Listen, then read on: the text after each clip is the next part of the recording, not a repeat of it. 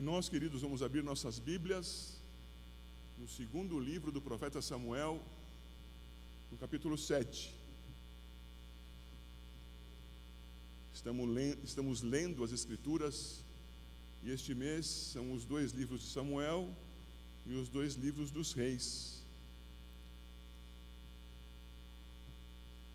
Agora que você já abriu a sua Bíblia no segundo livro do profeta Samuel, capítulo 7, marque a página aí. E olhe comigo como conclui o texto de Ruth em seu capítulo 4, a partir do 18. São estas, pois, as gerações de Perez. Perez gerou a Esrom, Esrom gerou a Rão, Rão gerou a Aminadab, Aminadab gerou a Naasson, Naasson gerou a Salmão, Salmão gerou a Boaz. Esse nome é importante para o livro de Ruth, Boaz. Boaz gerou Obed. Obed é importante para você se localizar historicamente. Obed gerou a Jessé, e Jessé gerou a Davi. O livro de Ruth foi escrito com alguns propósitos, dentre eles o de apresentar uma genealogia para Davi. Davi, meus irmãos, para nós termos uma brevíssima história de Davi, nós começaremos a dar uma olhadinha nas Escrituras no capítulo 16 de 1 Samuel, quando o profeta, já na fase de pré-aposentadoria, Samuel, é chamado pelo Senhor para ungir o próximo rei de Israel. E é chamado Samuel, vá até a casa de Jessé, filho de Obed, filho de Boaz, livro de Ruth. Vá até a casa de Jessé e unja ali o próximo rei, aquele que é segundo o meu coração. E você sabe, a semelhança do que pudemos ver esta manhã em Atos dos Apóstolos, capítulo 1, Samuel, assim como a assembleia em Atos, se impressionou com a beleza, a força, a grandeza de vários dos filhos de Jessé. Deve ser este. Não é esse, então é o próximo, Senhor. E de repente não era nenhum deles, mas sobrou algum filho teu? Tem um, está lá tomando conta do rebanho. E o Senhor então diz: é este, traz para cá. E este, Davi, é ungido. Davi é separado da malhada, separado do restante do rebanho. E o que nós passamos a ver a partir de então é a capacitação do Senhor para demonstrar, por meio de Davi, o menor da sua família, e nem por isso uma criança, o menor da sua família, o poder do Senhor. E é nesse poder do Senhor que Golias é vencido. É no poder do Senhor que Davi escapa ileso das muitas perseguições que sofreu. É no poder do Senhor que Davi preserva a vida de Saul, e por 2 vezes, tendo a vida do rei em suas mãos, o deixa sair ileso. É assim que, ao final do primeiro livro de Samuel, com a morte de Saul, Davi se entristece. E morto Saul, esse é o final do livro de 1 Samuel, no início do segundo livro de Samuel, Davi recebe a notícia e julga injusto o mensageiro, porque o mensageiro não trazia apenas a notícia da morte do rei Saul, trazia também a informação de que ele havia sido o responsável por dar o último empurrãozinho. Saul havia sido ferido na guerra. Saul havia ofendido a Deus anteriormente, havia desconfiado de Deus, havia se colocado numa postura muito orgulhosa, e quando se sentiu oprimido por Deus, por conta do seu próprio orgulho, foi fazer aquilo que Deus havia proibido: consultar uma profetisa que dizia ser médium espírita, para trazer de volta o espírito do falecido Samuel. Coisas impossíveis na realidade, que os espíritos não estão aí passíveis de consulta, mas há enganadores, há demônios espalhados sobre a face da terra, que o Senhor proibira tais consultas. E Saul faz. E Saul é enganado. E tudo isso se confirma na derrota na guerra. Volto então ao ponto inicial: Saul ferido, não querendo ser feito prisioneiro pelo exército inimigo, debruça-se sobre a sua espada. Mas faltou aquela coragem final, porque afinal de contas, quem é que quer morrer? Ele pede ajuda a alguém que passava, e este que passava, ele empurra sobre a espada, é o mesmo que vai até Davi lhe dar a notícia da morte de Saul, da morte de Jonatas, amigo de Davi, amigo chegado, amigo raro. Talvez você tenha um amigo assim, um amigo tão próximo que vocês se cumprimentam, vocês se abraçam, não precisam dizer muita coisa, vocês sabem o que vai acontecendo na vida de um e de outro, tão somente pelo convívio. Raro. E Davi sente a notícia da morte e entende que aquele mensageiro não era somente mensageiro, era responsável pela morte de Saul, e manda que ele seja morto. Com isso e com outros atos, Davi suja as suas mãos de sangue. Davi, em dado momento da história, e você pode perceber isso, não se aproximando mais do capítulo 7 do segundo livro de Samuel, traz aquela arca que ficou por tanto tempo lá em Kiriat Jearim. Se você esteve aqui semana passada, vai se recordar. Tantos anos ali, Davi finalmente vai buscar a arca e vai trazê-la para a tenda, isto é, para o tabernáculo, para o local de onde ela não deveria ter saído, para que o povo pudesse prosseguir, conforme a prescrição do Senhor, com o culto. Davi o faz numa expressão de alegria que beira a irreverência, que escandaliza algumas pessoas. Nós não devemos cultuar assim. O culto ao Senhor deve ser ordeiro, deve ser racional. Paulo nos ensina assim na Epístola aos Romanos, capítulo 12. E nós devemos ser cuidadosos para não escandalizarmos as pessoas ao nosso redor. Aqui faço nessa introdução uma breve observação. Por que que nós aqui na igreja de Santo André não batemos palmas para marcar o tempo das músicas? A igreja permite que o conselho pense a respeito disso. Por que não fazemos? Porque nós tememos, escandalizar aqueles que não aprovem, e 2, perdermos o controle. E agora são palmas marcando o tempo, e daqui a pouco são palmas nos motivando às danças, às movimentações que extrapolam aquilo que o culto admite como prescrito pelo Senhor. Volto para Davi. A irreverência de Davi escandalizou Milca, mas ela foi irreverente também em relação ao rei, o desrespeitou. Ela jamais teve filhos. Naquele tempo, isto era um sinal de que ela não tinha a bênção do Senhor. Davi, então, com a sua vida cheia de altos e baixos, irmãos, uma vida de alguém separado pelo Senhor para exercer a sua função de honra ao Senhor, sim, mas nem por isso um homem bom, nem por isso um homem perfeito, um homem exemplar. Não confunda as coisas. Nós somos adoradores do Deus verdadeiro, não dos personagens pecadores que Ele redimiu, cujos nomes estão nas Escrituras.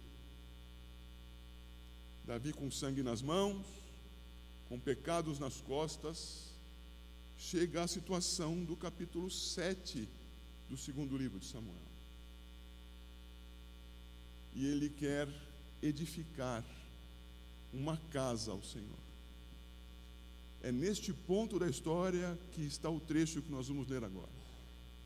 Segundo livro do profeta Samuel, capítulo 7, os versos 1 a 17. Peço que você acompanhe a leitura, por favor. Sucedeu que, habitando o rei Davi em sua própria casa, tendo-lhe o Senhor dado descanso de todos os seus inimigos em redor, disse o rei ao profeta Natã: olha, eu moro em casa de cedros, e a casa de Deus se acha numa tenda. Disse Natã ao rei: Vai, faze tudo quanto está no teu coração, porque o Senhor é contigo. Porém, naquela mesma noite, veio a palavra do Senhor a Natã, dizendo: vai e dize a meu servo Davi: assim diz o Senhor, edificar-me-ás tu casa para a minha habitação? Porque em casa nenhuma habitei desde o dia em que fiz subir os filhos de Israel do Egito até o dia de hoje, mas tenho andado em tenda, em tabernáculo. Em todo lugar em que andei com todos os filhos de Israel, falei acaso alguma palavra com qualquer das suas tribos, a quem mandei apacentar o meu povo de Israel, dizendo: por que me edificais uma casa de cedro? Repito, por que não me edificais uma casa de cedro? Agora, pois, assim dirás ao meu servo Davi: assim diz o Senhor dos Exércitos, tomei-te da malhada, de detrás das ovelhas, para que fosses príncipe sobre o meu povo, sobre Israel. E fui contigo por onde quer que andaste. Eliminei os teus inimigos diante de ti, e fiz grande o teu nome, como só os grandes têm na terra. Prepararei lugar para o meu povo, para Israel, e o plantarei para que habite no lugar, e não mais seja perturbado, e jamais os filhos da perversidade o aflijam como dantes. Desde o dia em que o mandei houvesse juízes sobre o meu povo de Israel. Dar-te-ei, porém, descanso de todos os teus inimigos.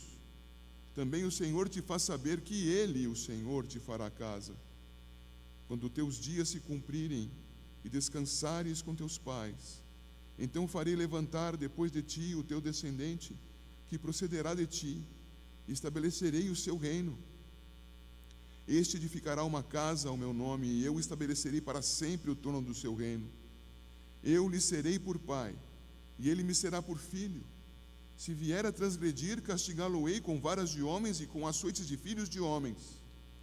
Mas a minha misericórdia se não apartará dele, como a retirei de Saul, a quem tirei de diante de ti. Porém, a tua casa e o teu reino serão firmados para sempre diante de ti. Teu trono será estabelecido para sempre. Segundo todas estas palavras, e conforme toda esta visão, assim falou Natã a Davi. Deus conceda a sua bênção sobre nós, em nome de Jesus, para o estudo da sua palavra. Irmãos, como assinala ali o número 2 na sua tela, o que Davi pretendia fazer era uma casa do padrão Davi para o nosso Deus. Observe que ele diz aqui no versículo 2: olha, eu moro em casa de cedros, e a arca de Deus se acha numa tenda. E você perceba, por favor, ao final do versículo 7, que a pergunta que o Senhor fez: por que não me edificais uma casa de cedro? Essa pergunta não é para questionar se eles iriam ou não fazer tal casa. Era para dizer que o Senhor jamais havia pedido tal coisa. Casa de cedro. Irmãos, como Davi, como Natã, que está aqui com Davi, que lhe respondeu pronta e rapidamente, não é? Lhe respondeu: vai, faz como está no teu coração. Como estes que precipitadamente entendem ter algo de si mesmo, das suas próprias mãos, do seu próprio jeito, com a sua própria virtude, algo que dar a Deus, nós por vezes fazemos do mesmo modo. Lá estava Davi, o rei, morando numa bela casa, confortável, e pensando consigo mesmo: ah, Deus precisaria morar numa casa assim também. Ao final do livro de Juízes, uma senhora recebe algumas peças preciosas de metal, e ela dá para que seu filho tome conta. Ele as funde e produz com elas imagens de escultura, imagens de fundição, e faz ali uma casa de deuses.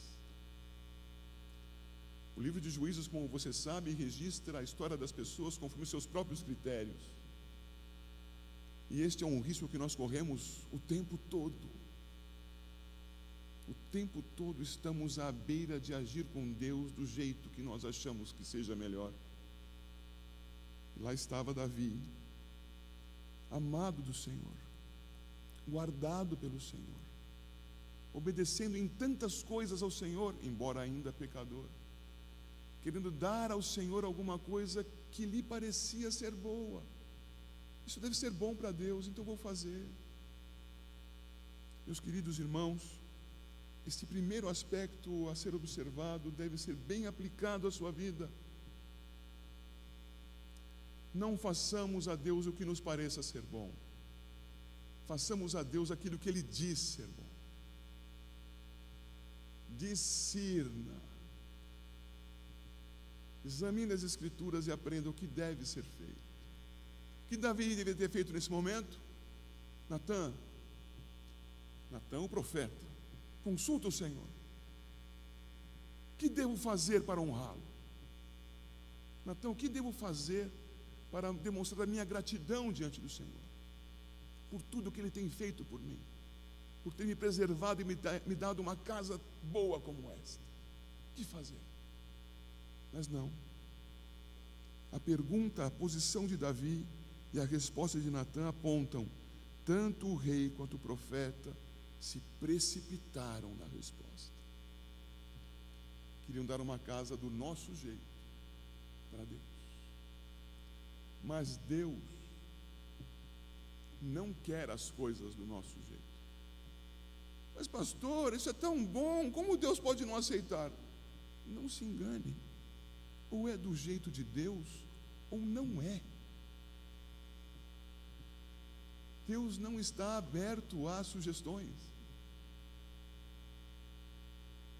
Deus não recebe presentes como se fosse uma entidade destas baixas, destas falsas, que até mesmo cobram presentes de qualquer espécie. Eu quero receber presentes. Não. O nosso Deus define claramente o que quer. Ele quer um coração contrito. Ele quer alguém que nele confie e que por causa disso viva honrando as pessoas ao seu redor, como Tiago ensina. Você se recorda?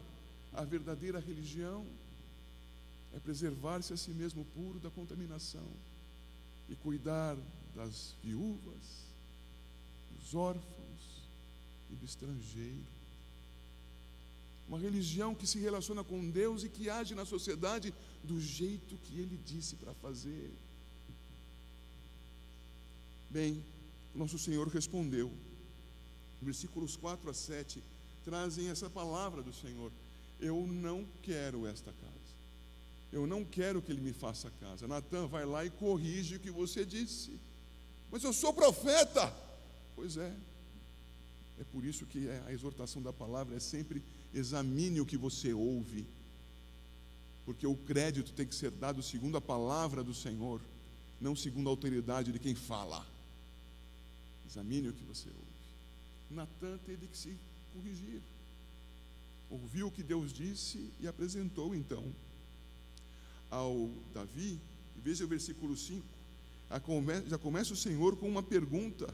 E é uma pergunta de alguém que está à beira da indignação. Edificar-me-ás tu para a minha casa, para a minha habitação? Como? Se você quiser marcar aí no cantinho da sua Bíblia ou em algum lugar de anotação, leia depois o Salmo 150. Onde é o tabernáculo do Senhor? Onde é o templo do Senhor? O Senhor diz no Salmo 150: os céus e os céus dos céus não podem me conter.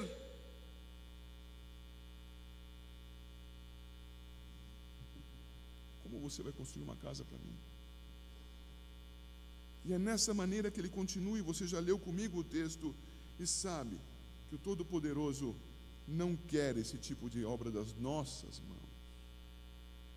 O que quer o Todo-Poderoso? O Todo-Poderoso quer, a partir da sua determinação, e o fará, sem a menor dúvida, cumprir o seu decreto. Cumprir o seu decreto, separando para si cada instrumento, cada peça, para falarmos de maneira mais respeitosa, cada pessoa que comporá a sua casa. Você se lembra da primeira epístola de Pedro, no capítulo 2? Onde é dito que o Senhor Jesus é a pedra angular e que Ele, como pedra viva, chama para si outras pedras vivas para que juntas componham o santuário do Senhor.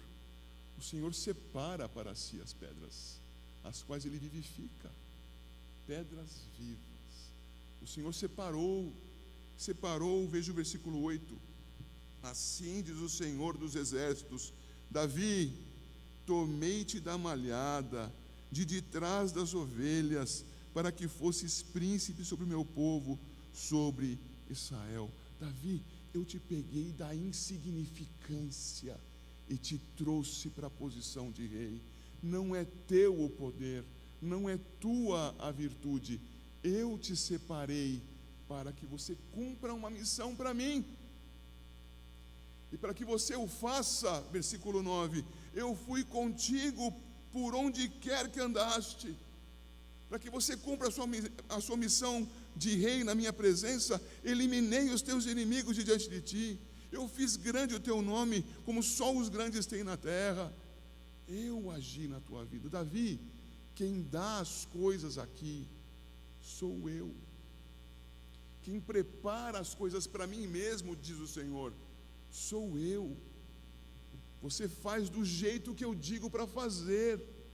Eu vou resolver a questão da casa para o meu culto. Deus separa para si as pedras, separa Davi para a sua função. Separou você para a sua função. A sua função, e eu tenho repetido muito isto aqui, que não importa se é de mão, de dedo mindinho ou de unha, a sua função no corpo existe e você deve desempenhá-la conforme a palavra do Senhor, para a honra do Senhor, humilhando-se na sua presença, falando aquilo que Ele disse para falar, andando na santificação que Ele disse para você andar. Ele te separou para que você faça parte desse edifício. O Senhor separa para si as pedras vivas. O versículo 10 vai dizer: preparei lugar para o meu povo, para Israel, e o plantarei para que habite no seu lugar, e não mais seja perturbado, e jamais os filhos da perversidade o aflijam como dantes, desde o dia em que mandei houvesse juízes sobre o meu povo de Israel. Tudo isso que ele está dizendo, queridos irmãos, aponta para a estabilidade de um povo que existiu politicamente no passado e que é transferido quanto à sua identidade diante de Deus na igreja, nos nossos dias. O Senhor tem preparado para nós um lugar. O Senhor tem constituído para si um povo.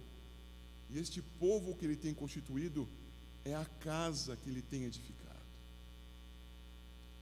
Deus separa para si as pedras.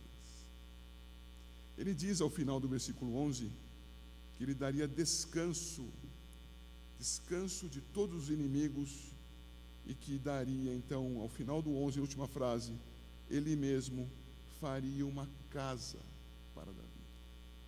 Veja que oposição. Natã, diz Davi, Natã, eu moro numa casa de cedro. Deus mora numa casa, numa tenda. Vamos fazer isso mudar? Vamos trabalhar nisso? O Senhor rejeita, e ao invés de fazer algum tipo de correção no outro caminho, Ele inverte a situação. Ele diz: eu é que vou te edificar casa. O Senhor edifica para nós casa. Edificou para Davi casa. Edificou para aqueles que creem como Davi casa. Esta casa é a igreja. Esta casa que tem no Senhor Jesus o seu soberano Senhor.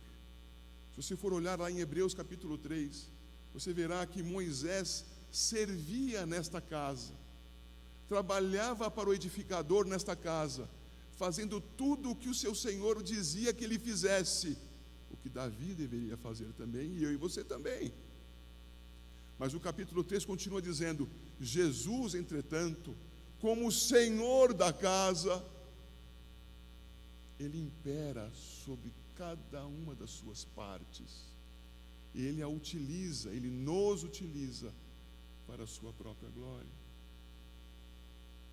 O que nós temos aqui então, queridos, é o Senhor fazendo de nós a sua casa. E o versículo 12 vai dizer: quando teus dias se cumprirem e descansarem com os teus pais, então farei levantar depois de ti o teu descendente, que procederá de ti, e estabelecerei o reino dele, o seu reino. O Senhor diz a Davi que o próprio Davi não seria permanente. Davi morreria, e um descendente dele, posterior à sua morte, quando teus dias se cumprirem e descansares com os teus pais, então, depois, portanto, da morte de Davi, farei levantar depois de ti o teu descendente. Meus irmãos, o que o Senhor está dizendo aqui, Davi não pôde compreender, e Salomão não pôde compreender, mesmo Salomão tendo se levantado e edificado o grande templo de Jerusalém, é que o Senhor daria um descendente, mas que não era imediato. O mesmo engano que Davi e Salomão cometeram ao interpretar a palavra do Senhor como imediatamente cumprida, cometeu Eva, quando gerou de Adão a Caim, e achou que aquele, Caim, era o descendente que esmagaria a cabeça da serpente. Não era. Não era Salomão, não eram os filhos de Salomão os mais próximos do reinado, era alguém distante, alguém a quem o Senhor Jesus Cristo referiu, que nós lemos há pouco. Quem vocês dizem que é o Messias? É o filho de Davi. Mas como pode ser filho de Davi se ele o chama de Senhor? Aqui está, irmãos, alguém que viria depois de Davi, muito tempo depois. O filho de Davi que deu vista ao cego de Jericó. O filho de Davi que é o rei a quem cantamos Hosana, bendito que vem em nome do Senhor. O filho de Davi estabelece o reino, a casa do Senhor. Percebam, irmãos, que diferença é eu querer fazer algo para o Senhor e o Senhor Jesus o fazer. Que esforços eu poderia empreender para fazer aquilo que só Cristo pôde fazer? Em Mateus 16, Cristo Jesus responde aos discípulos, na verdade num diálogo ele pergunta: quem os homens dizem que eu sou? É João, Elias, é Jeremias, é um profeta. E vocês? Quem vocês dizem que eu sou? E Pedro toma a frente e diz: tu és o Cristo, o Filho do Deus vivo, isto é, tu és o filho de Davi. E o Senhor diz: sobre esta pedra, eu, o Cristo, o Filho de Davi, diz Jesus, eu edificarei a minha igreja. Olha o texto, olha o que nós estamos estudando. O descendente de Davi, prometido pelo Senhor para Davi, o edificador da casa de Deus. O rei, então, descendente de Davi, é o edificador da casa de Deus. Verso 13: este edificará uma casa ao meu nome, e eu estabelecerei para sempre o trono do seu reino. Davi, você vai morrer. Depois que você morrer, virá o seu descendente, e ele fará isso, e o reino dele será para sempre. Percebem a distinção que é feita, irmãos? Vocês conseguem colocar isso nas suas próprias mãos? Então, quando você quiser fazer algo para Deus, faça conforme as Escrituras. Não dê asas à sua imaginação. Este, o edificador da casa do Senhor, da casa de Deus, o Senhor Jesus, o verso 14 e o verso 15, nos antecipam a Páscoa, esta que está agora para ser celebrada. 14 e 15: eu lhe serei por pai, e ele me será por filho. Se vier a transgredir, castigá-lo-ei com varas de homens e com açoites de filhos de homens. Mas a minha misericórdia se não apartará dele, como a retirei de Saul, a quem tirei de diante de ti. Observem quantos dados há aqui. O primeiro deles, o Senhor Jesus é quem diante do Pai? É mais um profeta? É mais um homem importante? Não, o Senhor Jesus é o Filho de Deus encarnado. Ele me será por filho, eu serei para ele por pai. Mas o verso 14 continua de uma maneira estranha. Se ele vier a transgredir, eu vou castigá-lo com varas de homens e com açoites de filhos de homens. Me digam como foi que Cristo Jesus transgrediu?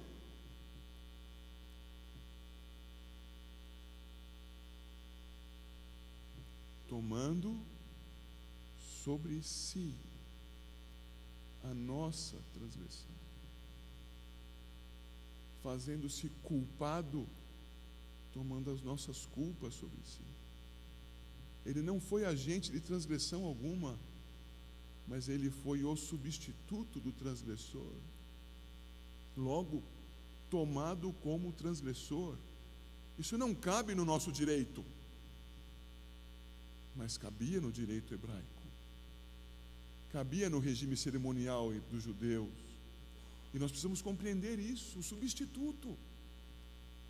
Quando ia ser feito o sacrifício, o sacerdote colocava a mão sobre a cabeça do animal a ser sacrificado, que tinha que ter as características exatamente como determinado pelo Senhor, e era como que feita uma transferência. O substituto passava a ter o pecado do pecador. E ele, o substituto, morria, porque ele se tornara culpado, ele se tornara o transgressor. Se vier a transgredir, castigá-lo-ei com varas de homens. Não foi isso que aconteceu com o Senhor Jesus? O Senhor Jesus não foi traído, não foi julgado e mal julgado e condenado, e isso tudo aconteceu de maneira injusta, violenta, sangrenta, com torturadores se deliciando com o sangue que dele corria, com a dor que ele sentia.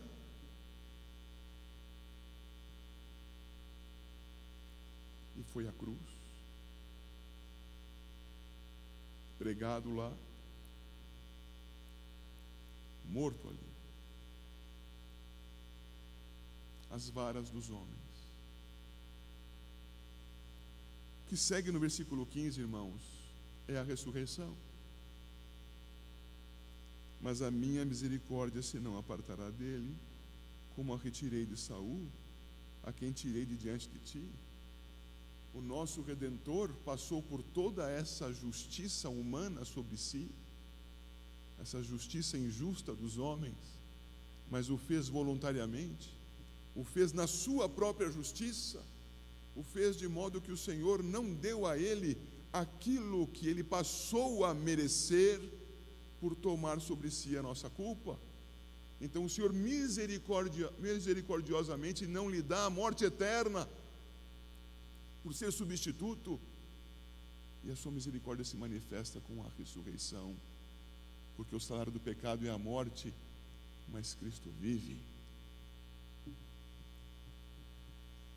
Mas a minha misericórdia se não apartará dele. Nosso Senhor Jesus, o edificador da casa de Deus, tem a Páscoa predita no texto dito a Davi.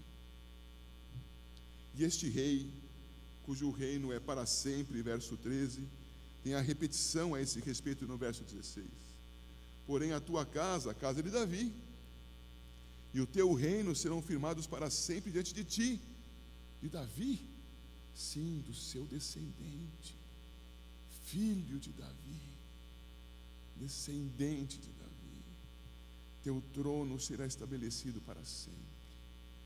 Irmãos, a palavra nos mostra em textos proféticos que Davi surgiria para reinar. Davi no último tempo se levantará para reinar sobre a terra.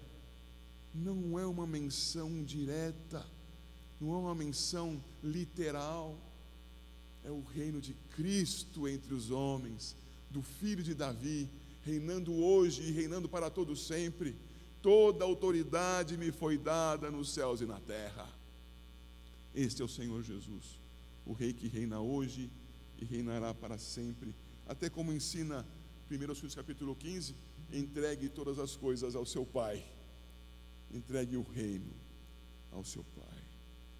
Meus caros irmãos, ao estudarmos o segundo livro do profeta Samuel, tenhamos em conta que o livro trata de gente pecadora, de gente que erra muito, de gente que se desvia do caminho, que o faz com mão violenta, com sangue, com voluntarismo, mas que muitas vezes, pela graça de Deus, é levado ao arrependimento, é levado a buscar a Deus, e em todo o tempo é preservado por Deus. Veja de novo os versículos 9 e 10. Preservada por Deus e conduzido por Deus, para que nesse arrependimento confie no Senhor e viva, no caso de Davi, esperando o seu descendente. No nosso caso, crendo, ele já veio, tem cumprido a palavra a seu respeito e ainda o fará.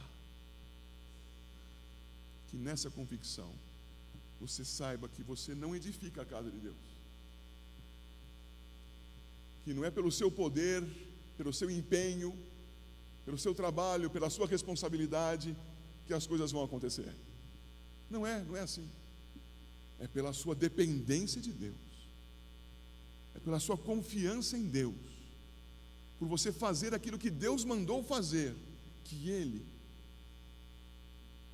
tem edificado e ainda o fará quanto à sua casa sobre a face da terra.